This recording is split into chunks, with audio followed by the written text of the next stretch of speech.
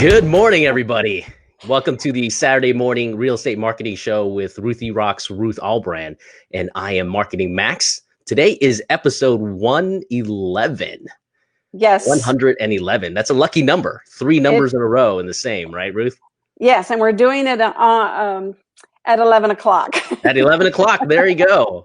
So happy Valentine's Day weekend and President's Day's weekend. So it's a long weekend, and especially probably very profitable if you're a real estate agent, because there's a lot of people at home you can contact this weekend and on Monday. So hopefully you're pushing it. Yeah, and I had to tell everybody that yesterday was my birthday. And it was your birthday yesterday. Yes, it was. And it started on Thursday at the office. They had a party for me. And it was fantastic. And then a friend of ours took us VIP style to the Golden Knights game. Oh, that's what that was. Because I saw you filming the background of the alleyway and stuff like that. Crazy. We were 6 seats from the ice, and we were right beside the tunnel where the players come through to get onto the ice. Sure. I'm telling you, I was in heaven. I just love the Golden Knights, and we won 6-5 in overtime. Right. The game was fabulous. I'm telling you, I had the time of my life. Oh, fantastic. And then yesterday, Clay and Tracy Duncan, who Clay started his Southern Fidelity business with Bill Smith back in 1998 at our office. Right. A mortgage company, and we, of course, being Remax Central, the real estate office. So Clay started, and then Tracy was one of John's buyer's agents extraordinaire. And so, of course, Clay went on to be one of the largest mortgage companies in Vegas, and he then sold and went to work for Movement Mortgage. Right. And they came to our office, and Movement Mortgage was our preferred lender back several years ago for several years.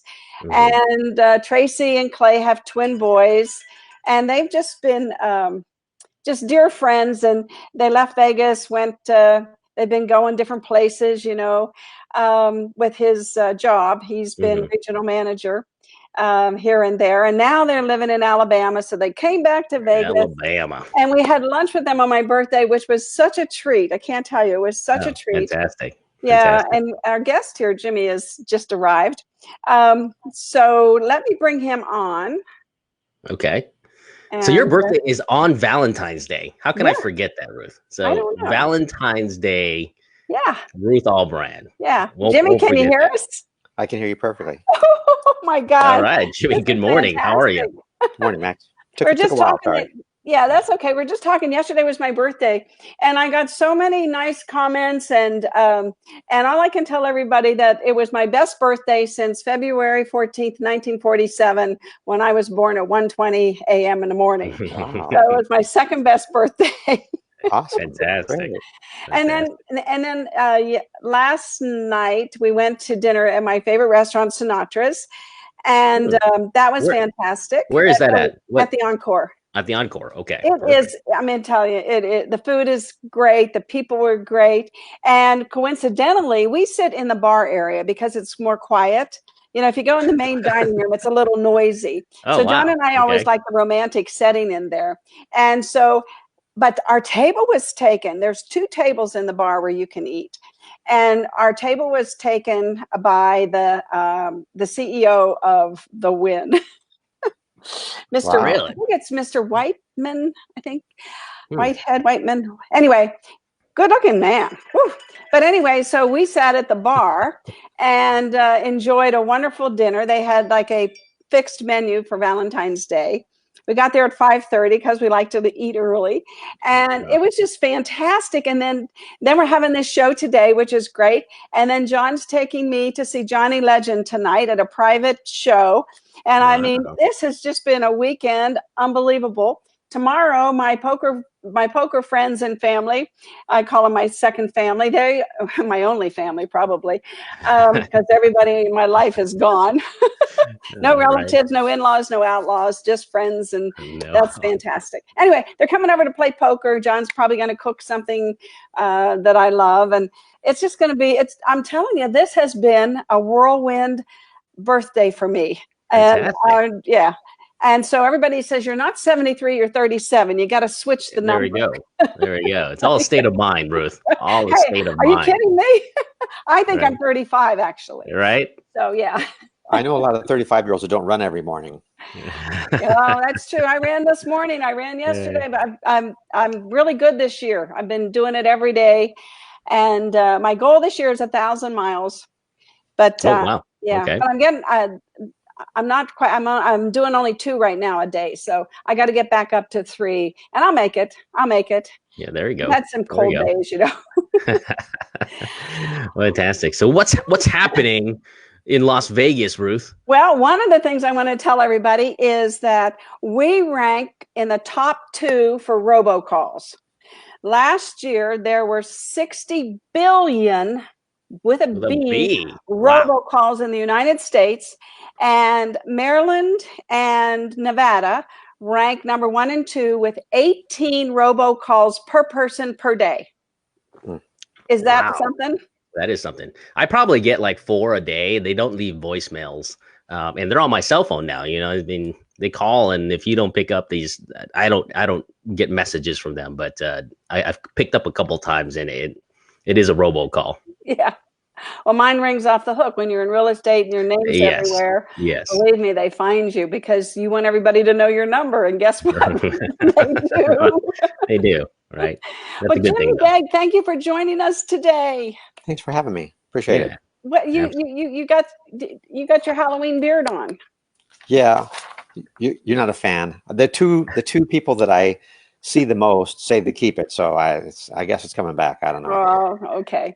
Well, we love you. We love you. Yeah, I'm envious, Jimmy. I can't grow a mustache or a beard to save my life.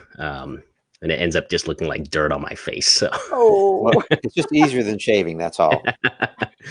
Actually, you're probably envious of me because my shaving. I haven't shaved for 2 days actually. Oh, good for you. Wow.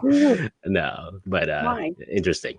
Yeah. So Vegas, right. So the stats in Vegas, I tell you, our sales are 92 sales per day, and that's up last year, same time that we were doing 79 sales a day. Oh, wow. Okay. I know. And the bad news is that of the top 10 transactions, the people making the top 10 list, 570 sales were by the robo people. I mean, the iBuyer people, excuse me. Right. Got robo on my mind. Right. Yeah. So I don't like that. Last year was 459, and now it's up to 570. So, what's the open? What percentage of those iBuyer properties do you think go back on the market from those guys? Because some of them they're not keeping them. Some of them are keeping them. I realize for inventory and rentals, but what percentage do you think go back on the market? Well, those are closings. Those are transactions. Right. So I'm an iBuyer. You said 570. Yeah. So if 285 of those go back on the market, if half of them come back on at a higher price, it pushes the market value up for all the other sellers. Yeah, that's a good point. Yeah.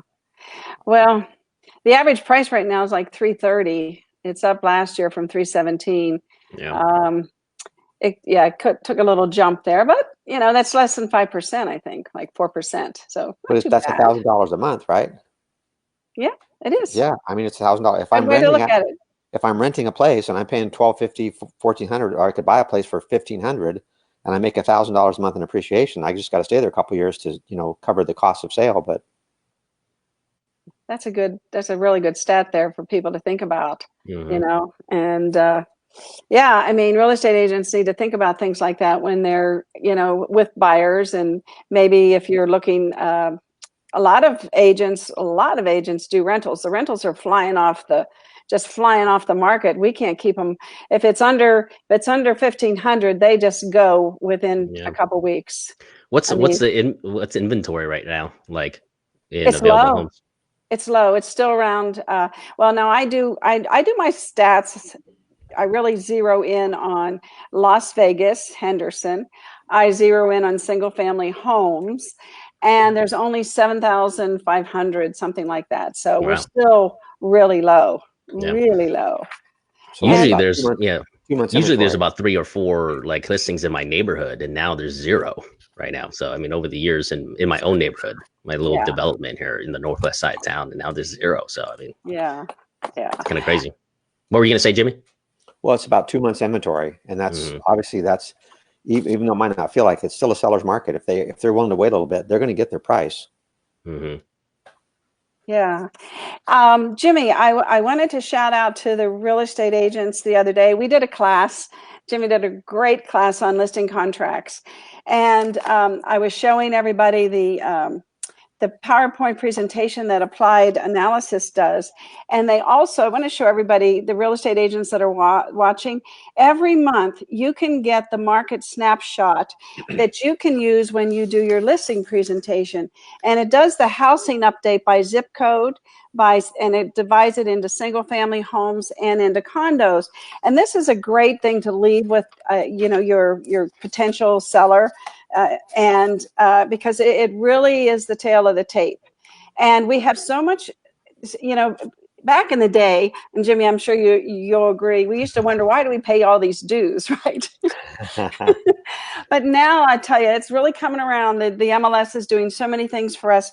And this type of information takes a lot of time and a special type of a mind to be able to sift through all the numbers and get to put it in this great stats that they have. And they talk about days on the market. Right now they're saying that homes stay on the market 2.1 months. That's our availability. And, wow, okay. And 48% of the homes are sold within the first month that go on the market. So Ruth, to me, this is a conversation starter. If I give that to my client, the statistics are all written down on a piece of paper. And instead of me telling them, if I just ask them, what do you think about this? And let them talk. And they're looking at these numbers, they're saying, well, this is not what I thought. Oh, wow, this is interesting. And they come to their own conclusions. I don't have to lead them anywhere because they trust their real estate agent or they wouldn't be in the house, but they trust these statistics even more. If you can show me something in writing, in black and white, all of a sudden their credibility goes way up and we can get their opinion on what they think. Instead of telling them what their house is worth, they can look at the sheet and say, gee, maybe it's worth this. Yeah. And you're right. I mean, my husband, John, great listing agent, he always says, I can tell them anything, but if they see it on TV or in print, they believe that not me. Seeing is believing is what the saying goes. And anytime you can show and demonstrate, it's much more powerful than just telling somebody, for sure. And if they say it, if you ask them, what do you think about this? If it comes out of their mouth, then they believe it. People don't argue with their own information. When they come to a conclusion, they know they're right. They're smart people. Yeah, exactly right. Yeah. I love the class that we did on listings. I think that we should do that more often. And my partner, Aaron Taylor, did a power hour a couple of weeks ago about his listing presentation and the three, again, Jimmy, to the rule of threes, right? The three things that he does when he brings a pie, then he does what he calls the dance. So he goes around the house and learns, building the relationship by getting the people to talk to him, and then asking them, what do they think their house is worth? He never goes with a filled out contract with a price. He lets the seller put the price in. So, just a few little tips here and there. And then if you walk in with these statistics as well, you become quite the consummate professional that you are, that they believe you are. And the dance is really important because that's where the rapport gets built. When you're going through their house, I mean, how many people do you take through your house? You got to be fairly intimate with somebody to show them your entire house, the kitchen, the bedrooms, everything. That's an intimate dance. It is. And it really makes a connection. It is, because there's so many pictures and things and styles, and they always have stories to tell, if they raise their family there. I mean, it just it's I think it's the most important part of the listing presentation. Absolutely. Getting to know the seller is 100% probably the most important part, because then you can tailor the rest of the presentation to that seller instead of just doing a plain vanilla, cookie cutter presentation that you do with everybody. Yeah. Did you know that Bill Foley, the owner of the Golden Knights, bought the third most expensive home in Las Vegas last year? No. How much was it? I think it was $7 million. $7 million, really? Mm-hmm. That's the third? Yeah. Okay. And that unlike Jeff Bezos, who just spent $165 million to buy what's his name? David Geffen's mansion, 6 or 9 acre in Beverly Hills. Okay. Yeah. We still got a long ways to go. David Copperfield spent $17 million here. Oh, what several years ago, 2017, I think he bought that house. Or no, 17 million, and it was in 2016, I think. But was it true they had a disappearing pool, or was that just a rumor? I don't know. A disappearing pool, wouldn't that be cool? That's what I heard. Wow. Could be just a rumor. Unbelievable. David Copperfield, man, he's been in this town for so many years. It was like 20 plus years. Wow. Yeah, he's had a lot of stories surrounding him. I don't know if they're true or not, but okay. For another show, Ruth. Another show. Yeah, absolutely. So we have a new slogan. What is it, Max? What's our new Vegas what slogan? Happens here only happens here. Yeah. Is the new slogan for Las Vegas. So it used to be what happens here, what happens in Vegas stays in Vegas, but now it's what happens in Vegas only happens in Vegas. Right. And I just a shout out to all my social media friends. You should start using hashtag only Vegas to get some attention. There we go. There you go. And I just heard, did you see the announcement that the Barcelona, like the football league or with the world football, the FIFA, like the Barcelona, the guy and another big basically soccer team might be playing next year when the stadium gets built. So I mean, that's going to be a huge potential draw just internationally, for people to come to Vegas. So I mean, it's pretty exciting. There's a buzz here in Las Vegas that is very reminiscent of 2006, 2007, 2005, but much more tangible now because we're growing as a city and providing and bringing more jobs and more assets, and not just creating this false bubble in the real estate market. The Allegiant Stadium, which is a $2 billion project, is about to hire 1,500 people just to run the concessions and things like that. So 1,500 new jobs are going to be coming online here within the next 6 months. And then there's going to be events every week, and there's 65,000 seats in that stadium. And I can remember when we were waiting to find out if the project was accepted. And one of the things that pushed it over the line was that they would do events that would make that stadium profitable. So they have events scheduled every week. And it's going to generate money for the city or whoever the commission or whatever the committee or whatever it was that put so much money into it. Do you remember, Jimmy, who put it was $720 million? Did the city contribute that, or the hotels? But anyway, the fact that it's going to be profitable to the people that put that money in and will get a piece of that is what made that project possible. And just like you just said, Max, that alone is going to be a showstopper. So it's not quite finalized yet. I think we're on the short list of venues to host. It's Barcelona against Real Madrid. And so, I mean, that's going to be a huge thing because soccer fans are fanatical, and Vegas is a great town for international people to come and visit. I mean, it's just going to draw, so much attention to this town. And I'm really excited. I'm telling you, there's a tremendous amount of synergy and buzz happening here in Las Vegas. That's, you can really feel it. So the stadium sign is going to face, it's a video sign, and it's going to face I-15. It's 27,000 square feet of video. Can you believe that? Wow. And it's 80 feet tall, and then it's 300, however many feet that is, 345 feet long. And and that's the second largest sign in Vegas, because you have to count the Fremont Experience, because it's 135,000 square feet of video. Right. But I mean, that is just incredible. And when I was reading about that, it's like, but wait, the Resorts World sign, they're going to put 100,000 square foot sign on the west building in that project. Wow, facing the strip, hopefully, right? Well, no, obviously face the strip. So I'm not sure. Yeah, that's weird. Well, well, the west building might face the strip. It didn't say the west side of the building. Okay, got it. Yeah. So the west side would face the freeway. Yeah, that's what I was thinking. The west side would face the 15. Yeah.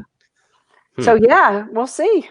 I didn't get that bit of information about it, but just lots of things going on in Vegas. And then I learned that we're building a tunnel. Did you know that we're building a tunnel? We're building a tunnel from University Drive all the way to the convention center. And it's only going to cost it's in process now, and it's going to cost $55 million. And they're doing it to make the conventioneers have more fun when they're here and less friction when they go to get to the convention center itself. And it's going to be the beginning of an underground tunnel system here that will flow people through Vegas underground. Isn't that fantastic? I mean, you can't make this stuff up. Right. Well, you know, I went to Tokyo a few years ago with my son, and Tokyo's a very, very big city, lots of people, high density population. And we're walking around the city and we're saying, where's all the people? They're downstairs.'re in the tunnels where the subway is. You go downstairs and there's just a bunch of people. But when we were upstairs outside, it wasn't. We expected it to be more crowded. So we're going to have two levels of people now: the outside people and the ones in the tunnel. They're going to have this ready for the January 2021 CES show. Oh, wow. Well, it also makes it's a pilot project for Elon Musk's Hyperloop thing. And they've had a 1 mile test track in Palo Alto for a while. And every year they have a competition, every year and a half or so they have a competition. And they've had 3 or 4 of them so far where teams from all across the world compete to build this pod. And so there's some YouTube videos on it. And it's really interesting to see how these teams have collaborated and how far they've come with the design and the actual execution of building these pods. So now we're ready for Vegas. And we're going to be, that train is coming next year, I believe. July, it's scheduled to launch the train between here, and there's 2 train systems that are going on. One is by Virgin, and I forget who's building the other one. I'm sorry, but I can't remember that. But there's 2 different systems. One is going to be very fast, and one is just going to bring like 700 people every day here, except Sundays or Saturdays. One day they're off, Monday maybe. But anyway, so there's going to be a lot of different things going on, bringing more people here. And with the stadium and, you know, these new resorts that are going, this town, like you said, Max, it's just buzzing. I mean, I can't imagine.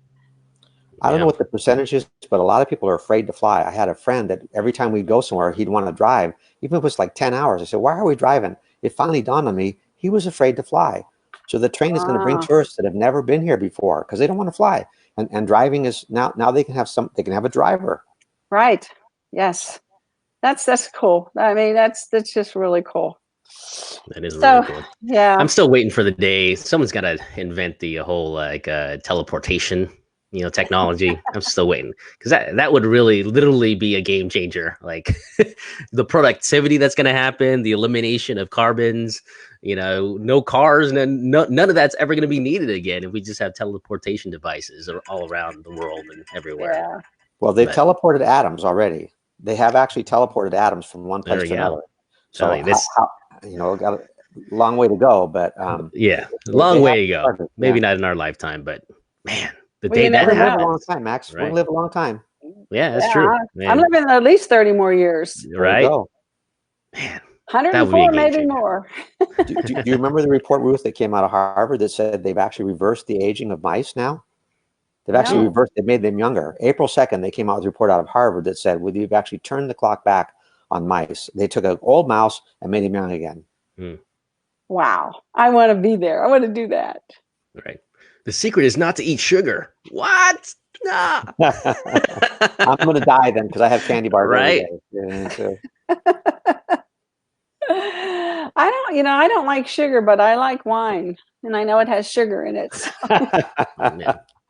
so you like sugar, you just like the right format. That's all. Yeah. Oh, Jimmy, what's going on in your world? We're so happy you joined us. Thanks. Well, you know, like you said, we did a listing class the other day, and every time we do a class, people will ask questions, and I'm thinking, gosh, I really should know that. I really should know that. And I was thinking the other day about the progression.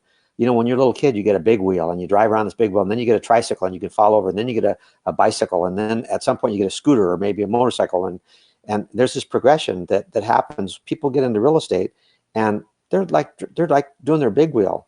they don't know what's out there. They don't know the negotiating styles. They don't know which builders have which products, which contracts are really you got to watch out for. And you know, I'm learning every time we do a class, I learn something new. It's amazing. Yeah. People asking really good questions. And in today's paper, there's an article about Stonebridge, a hotbed of new home sales in Summerlin. And I have a hard time keeping up with the new home subdivisions now again. I know there's over 200 of the new home subdivisions, and it's just, we're blooming again. And they're selling. And they're selling. And they're selling. Yeah. Well, with California's statistics, you know, they should be doing 180 units of housing each year, and they're way down. They're about 1 million short of what they need, and you know, I don't know if that has anything to do with the homeless population, but yeah, they can't keep up because of their restrictions on their building, and so I think that has a lot to do with people moving here too. You know, they can't get the housing they want in California. And if they do, it takes like a couple years to get it through all the hoops they have to jump through to get their design on and their elevation on and all those types of things. And so I just think we're just going to continue to bring Californians here. I mean, not just because of the taxes and the weather and the jobs, but also because the housing shortage there. So. And Ruth, you brought up the other day in the class the top 5 locations where people are moving from, and Utah is right across the border for us, and Florida. I'm thinking Florida has a lot of sunshine. There's a lot of stuff going on in Florida.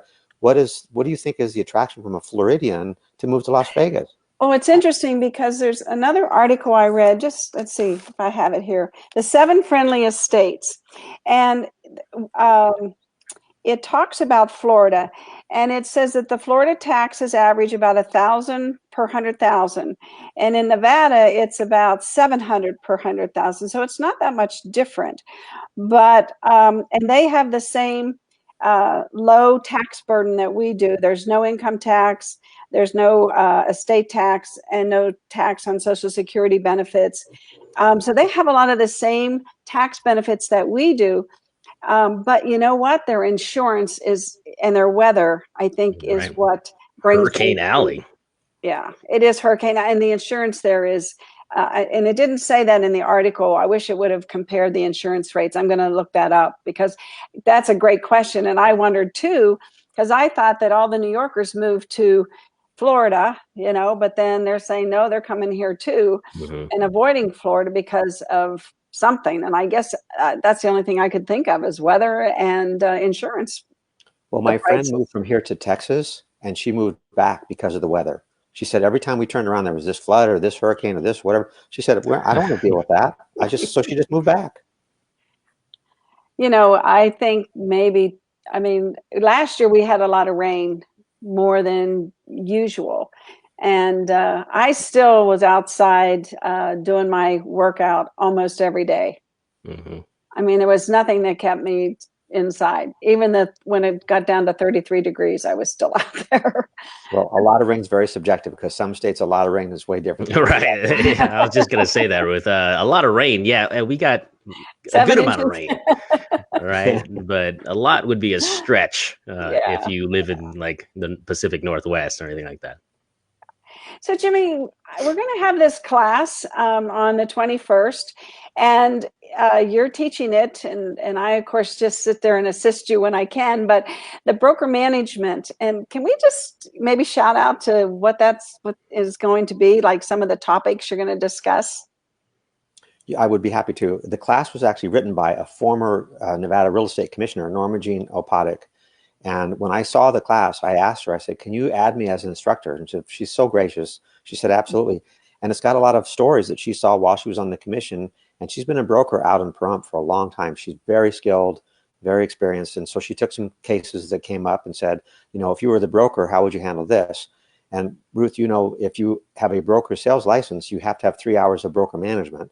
So there should be some audience for this besides just brokers. And if you don't have a broker's or broker sales license, it's 3 hours of general credits. The new requirement of 36 hours, the last I heard, that's probably going to go into effect July 1st. Oh, really? December 31st, but I heard I was at a legislative law class yesterday at the GLVR, and Keith Lynham was the instructor, and he said they're expecting this to go in July 31st, not December 31st. So if your license renews in September or October, you're going to need another 12 hours. So you might as well come to something like this. That's good for us. Yeah. Yeah. Well, everybody said, real estate agents need to be more professional. And this is one way to make them. You got to go to class. And nobody can sit in a 3-hour class and not pick up a few ideas. You just can't. Right. And meet people. I always tell people, come and network. Tell people about your listings. Tell people, you got buyers that have special needs. I mean, when we get together, we need to do that. Well, and how nice to call your seller and say, look, I was just in a group of agents trying to get better, and I talked about your listing. What a nice thing to tell your seller. Great idea. That's a great idea. Bring flyers. Bring flyers to the class. There you go. There you go. Bring flyers. Yeah. I mean, because, a lot of times you miss things on the MLS when you're searching. There's just, and then you see something maybe on a flyer that isn't a field on the MLS that you're looking for, you can't search for, and you can satisfy a buyer's needs that you wouldn't otherwise. Or it might trigger a buyer that you weren't really thinking of. Oh, you know what? This would be really perfect for this guy. So it does create business if you network. You're right. Yes. It creates business that wasn't there otherwise. Yeah. So the class, I think when I did the ad for the class, I talked about the risks of being a broker. And because there are risks in being a broker, one of the biggest risks is if you get turned in for negligent, let's see, what is it? You get dinged for not supervising. Right, failure to supervise. There's about 30 minutes of the class that are really targeted at brokers. And then there's about 30 minutes that follow that to say, as a salesperson, this is the stuff your brokers watch, and here's how this impacts you.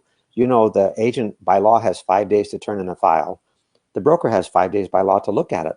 So there's actually statutes that say you're supposed to be supervising. If you don't look at that file within 5 days, you just broke the rules. And if you're an agent, if you don't turn in your file within 5 days, so that kind of content is in the class too. What do you really need to pay attention to as a licensee? And what as a broker do you need to pay attention to your licensees? A lot of risk, and people don't realize it. I mean, being a broker takes a lot of time. Well, and I still don't understand why people want to be brokers personally. I mean, the real estate business, the mortgage side is actually profitable to be a broker. The real estate side, every broker that I've known for the last 15 years, I mean, it is a hard racket. You don't just sit back and collect checks. It's you have to be a producing broker to make good money. I want to make sure that we mention the Brian Buffini training that's coming up, because Brian Buffini we're going to do a training at Ruth's office starting April 3rd. I believe it's 8 Fridays in a row. Right. It's not free. It's like $400 plus shipping for the materials. The instructor doesn't get any money. Ruthie doesn't get any money for her facility. It's strictly to make agents better. But Buffini came out with a video not too long ago, and he said he expects within 36 months, half the brokers to be gone because they're not making any money. Half. That's a huge number. So if you're with a brokerage, you might not be with that same broker 3 years from now. So your skills really need to be built no matter where you're working. That's a big number. It is. And I know we've been going to Colorado for years because of the RE/MAX headquarters there. And we learned to know a lot of brokers in Colorado. There are no salespeople. You have to be a broker. You have to be trained to be a broker. You can't just have a real estate license as a salesperson. And so they're very strict there. Oh, and then you have a qualifying broker that runs those brokers. And there's a few states that actually have that set up where you have to be as skilled as the broker. You're just not the qualifying broker. You're not running it. I think New Mexico is the same way. Yeah. So to your point about the Brian Buffini class, Kane and I yesterday were putting together the advertising venue for it so that people can go and sign up, because what we need is, they can come through our system at agentformula.com and go on the calendar and sign up, but then they end up on a link on Brian Buffini's page to pay for it. So it goes right through to Brian Buffini. So I've seen the training. I've sat through the training, and it's beyond excellent. It's just so organized in the way they deliver it. If you sit through 8 weeks of that and you are not selling real estate, you're just not trying. because they give you everything. They give you everything. Right. You're just not doing anything. That's what basically. Exactly. You might know it, but you're not doing it. Right. And they show you how to do it. And if you don't do it, that's your choice.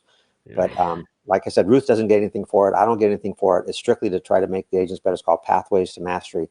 And it's the beginning course for Buffini. He's going to have a more advanced course that you cannot even take unless you've taken the Pathways class first.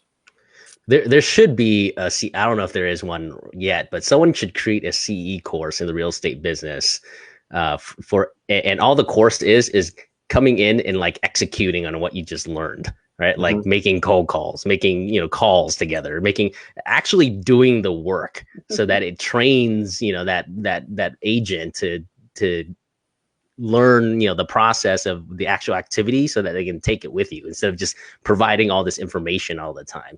I think that would be a next level. I was in New Mexico this week at the Education Advisory Commission, and a lady was proposing an 8-hour class in New Mexico for exactly what you said. She spends 10 or 15 minutes saying, this is how you do it. Now get on the phones. Let's try this. Let's do it. And she was asking for 8 hours. I don't know if she got approved or not, but it was exactly what you said. You can't just come to class and sit there and learn something. You got to actually go to work. No, actually, and it would be great. I think a lot of agents would buy into it because they're going to the class not only to learn something but also to execute. Right? They're going to leave potentially away with some tangible, even a prospect or a lead or a follow-up or an appointment, something, so they don't feel like they just wasted the whole day just sitting in class getting a CE credit. One of the things, one of the things that we did in our classroom is that we painted a green screen behind our projection screen, Max. And so now we have agents come up and we have script for them to introduce themselves with Las Vegas behind them with a green screen. Mm-hmm. You know how that works. And then we have them do another video about coming to Vegas and all the tax advantages. And then we have another video that they do that just says, thanks for reaching out to me for information about Las Vegas. I'm going to send you a relocation guide. So there's 3 videos with scripts on our Agent Formula website. And we have samples of what the final videos can look like. And then we teach them. We have a class called Lead Conversion, actually, Max, and we teach them how to direct message that video, text that video, email that video, put it on their Facebook page, their LinkedIn, and put it on their Instagram. And that's the beginning process because that's where people stumble. They don't know how to take the first step. So we're helping them at least with that part to get out there and, execute.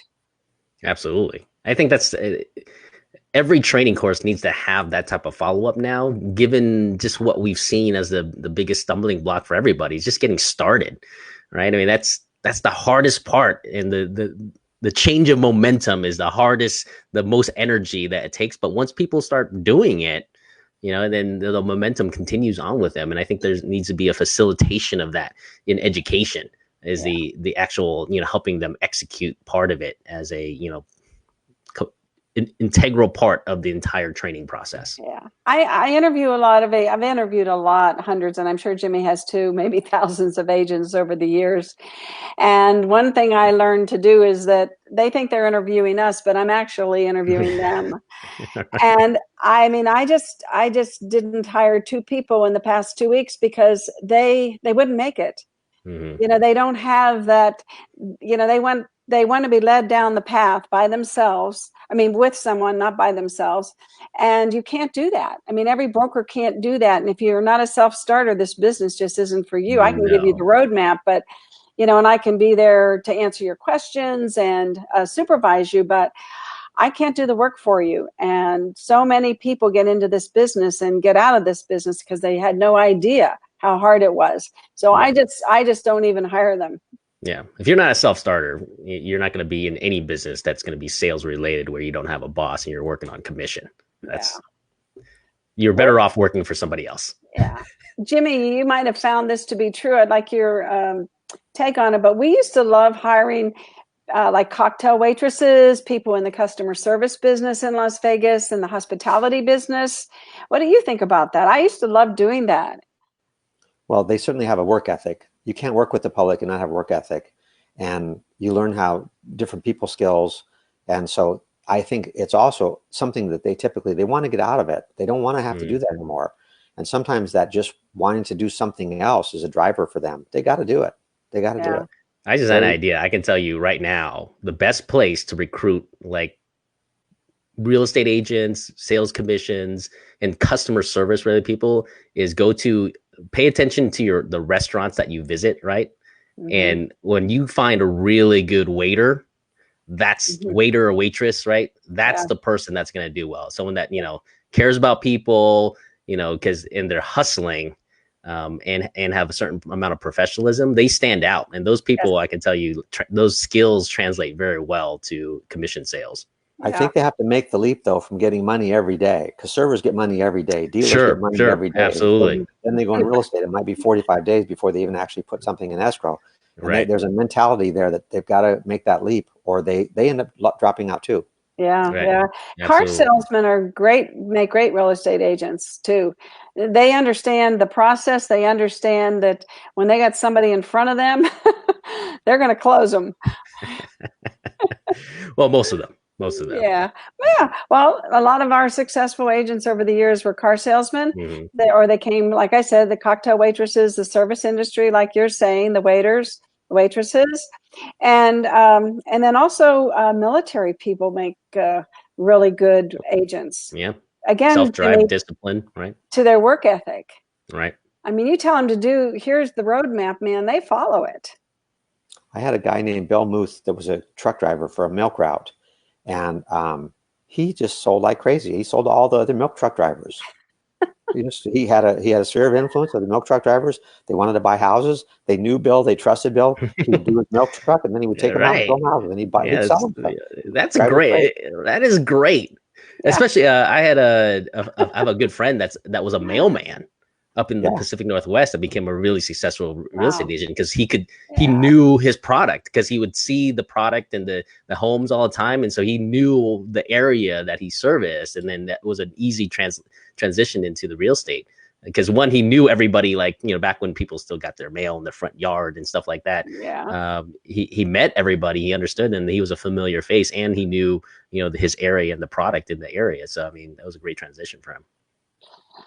Well, I'm looking forward to the class on Friday, broker management, and I haven't looked at the stats yet to see how many people have signed up. Normally, Max, when we advertise a class, it's overflowing with people that want to attend. So we have to. Yeah, fantastic. Yeah, we've been very successful. You had to turn 18 away last time. You had to turn 18 away. You had to call 18 people this last class and say, "Look, we're full." That was got to sign up early. Got to get there early. Yes, and if people want to sign up for the class, all they have to do is go to agentformula.com and hit the training tab, and you'll see all the classes that we have, and just click the button and sign up. It's really simple. We've made it as easy as can be, and I'm looking forward to that. And then just to let everybody know, Instagram stories are really getting a lot of exposure for the real estate community, and this little book is called Guide to Creating Stories, and I'm bringing Pinky from Florida. Pinky knows Naples, Florida, and she's coming on the 28th to teach Instagram stories, and that class will probably fill up as well pretty quickly. I'm going to start advertising that tomorrow. Pinky, Jim, I don't know if you've ever met Pinky. You met her at one of the, She's just great, and she's now partnered up with her husband, and they sell real estate together now in Naples. So she doesn't do as much training like she used to. So I'm anxious for her to come to our training center, and we will live stream her. And I know she's going to love that. So basically, we've made our training center a TV studio. So anything you can do in a TV studio now, we can live stream. We can live stream to anything, to anywhere. So it's going to be exciting watching the future unfold for us as we roll out all of the things that we can do for people. We're going to keep up with Vegas, right? 2020, we're going to keep up with Vegas with all the stuff going on. Right, yeah. And our next social media class with LinkedIn and Facebook and video is March 4th, 5th, and 6th. And again, go to the training tab at agentformula.com and sign up for it. There's 12 hours of information, and it's everybody loves it. And then we do follow-up classes the second, third, and fourth Thursday of the month from 1 to 3.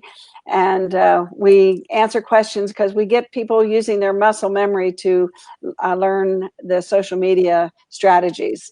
And it's exciting. And we always have tons of people there. So yeah, fantastic. So where do people go to sign up? agentformula.com. Right. And go to the training tab. It's that simple. All right. All right. Any last thoughts for you, Jimmy, before we end the show today? No, just thanks for having me on. And, we have a lot of stuff that's coming up, and just pay attention and figure out how much time you need to spend building your skills. That's all. Absolutely. And Jimmy and I are doing a podcast. I think we do our next one on Monday, don't we? Is it this Monday? Yeah. I think it is. Yeah, because it's President's Day, and we're going to do it on President's Day. Yeah. Yes.